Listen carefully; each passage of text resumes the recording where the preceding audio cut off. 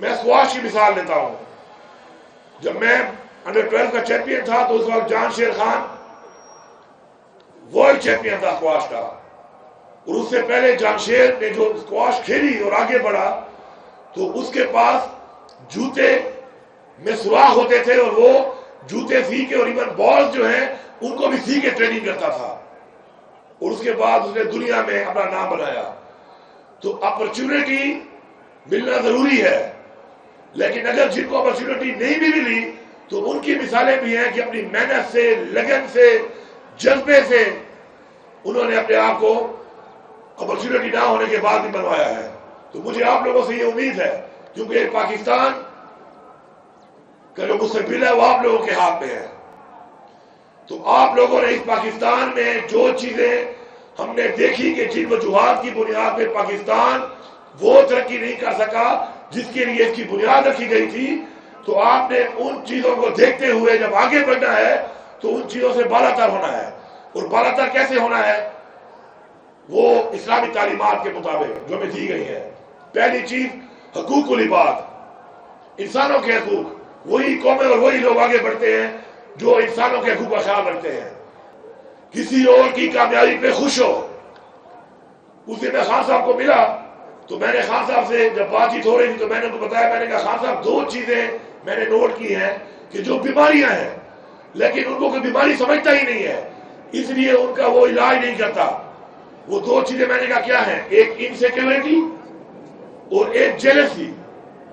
ان دو چیزوں کی وجہ سے بہت سے لوگ اپنے اندر تباہ ہو رہے ہوتے ہیں، اور چونکہ اس کو بیماری نہیں سمجھتے، اس کا علاج ہی نہیں کرتے، تو یہ ایک تباہی بن چکی ہے. آپ نے نہ کسی سے انسیکیور ہونا ہے نہ کسی سے جیلس ہونا ہے. قرآن میں بھی ہے کہ حاسد اذا حسد، کامیابی پہ کسی کی خوش ہو. اگر کوئی کامیاب ہو رہا ہے آپ اس کی مدد کر سکتے ہو، آپ اس کی مدد کرو. ایسے لوگ اگر خود کچھ نہ بنے تو کم از کم کنگ میکر بن جاتے ہیں. تو کنگ میکر تو بن سکتے ہیں آپ اس طرح صرف نیت اور سوچ کے ساتھ. تو مجھے پوری آپ سے امید ہے انشاءاللہ. اور آپ دیکھیں کہ جو بھی دنیا میں کامیاب لوگ ہیں وہ ضرور سپورٹس مین، کسی نہ کسی سپورٹس میں یا وہ ایکسرسائز کرتے ہیں، سپورٹس کھیلتے ہیں. اب دیکھیں عمران خان اس وقت پوری ریاست مخالف ہونے کے باوجود مقابلہ کر رہا ہے، کیونکہ وہ مقابلہ کرنا چاہتا ہے. اور مقابلہ کس کے لیے کر رہا ہے؟ ہمارے لیے، آپ کے لیے، ہمارے بچوں کے لیے، ہماری قوم کے لیے. تو سپورٹس آپ کی زندگی میں ضروری ہے. مجھے پوری امید ہے کہ انشاءاللہ یہ جو اس طرح کے ایونٹس ہیں یہ آپ کو اپرچونٹی دیں گے آگے بڑھنے کی. اور جو بھی اس وقت آپ کا اس ایونٹ کا جو کیش پرائز ہے جو ان ایونٹ سے آپ کو مل رہا ہے، تو میں یہاں پہ اعلان کرتا ہوں کہ 50 لاکھ روپے کیش پرائز انہی ایونٹس کے اندر مزید جو ہے وہ ان ٹیموں کو دیا جائے.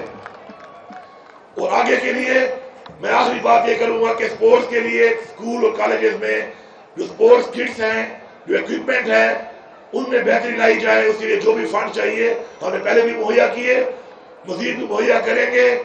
آج جب مجھے پتا چلا کہ آج یہ ایونٹ ہے تو صبح میں جب سوچا سپورٹس کے بارے میں، اسکول لائف کے بارے میں، تو میں میرا خان کو بتا رہا تھا کہ ہمارا، چونکہ میں تو سرکاری اسکول میں نہیں تھا، سینٹ ہیلنز ہائی اسکول سے میں پڑھا، تو وہاں پر جو ہماری فٹ بال ہوتی تھی نا، ایک ہی فٹ بال تھی، تو ایک دوسرے پتہ نہیں کتنے پنچر لگے ہوئے تھے. تو ہمارا ایک کلاس فیلو تھا جو سائد میں یہاں تھا، نور کامل اس کا نام تھا، اور بعد میں ایف سی میں چلا گیا. ابھی بھی میرے خیال میں ایف سی میں ہے وہ. تو وہ فٹ بال اٹھا کے یہاں رکھ لیتا تھا، فٹ بال بھی ایک ہی، اوپر سے نور کامل کے حوالے ایک ہی فٹ بال، اور کہتا تھا تم کھیلو گے، تم نہیں کھیلو گے. تو مہربانی کرو، ایسے نور کامل آج بھی گھوم رہے ہیں، زیادہ فٹ بالیں دو، زیادہ سامان دو، تاکہ ہر ایک کو کھیلنے کا موقع ملے. کوئی نور کامل جو ہے فیصلہ نہ کرے فٹ بال ہاتھ میں لے کر کہ جی کون کھیلے گا اور کون نہیں کھیلے گا. تو اس کے لیے انشاءاللہ فنڈ بھی بہت ہے. الحمدللہ عمران خان کے ویژن کے مطابق ہمارا ریونیو بھی انشاءاللہ 55% بڑھ گیا ہے، اور ہمارا سرپلس بھی ماشاءاللہ جو ہے اس وقت 176 بلین ہے. یہ پیسہ ہم نے اکٹھا آپ لوگوں کے لیے کیا ہے، اس پختونخوا کی عوام کے لیے کیا ہے، آپ کے لگانے کے لیے کیا ہے. انشاءاللہ ہم کوئی بھی کسر نہیں چھوڑیں گے آپ کی بہتری کے لیے کسی بھی سیکٹر میں.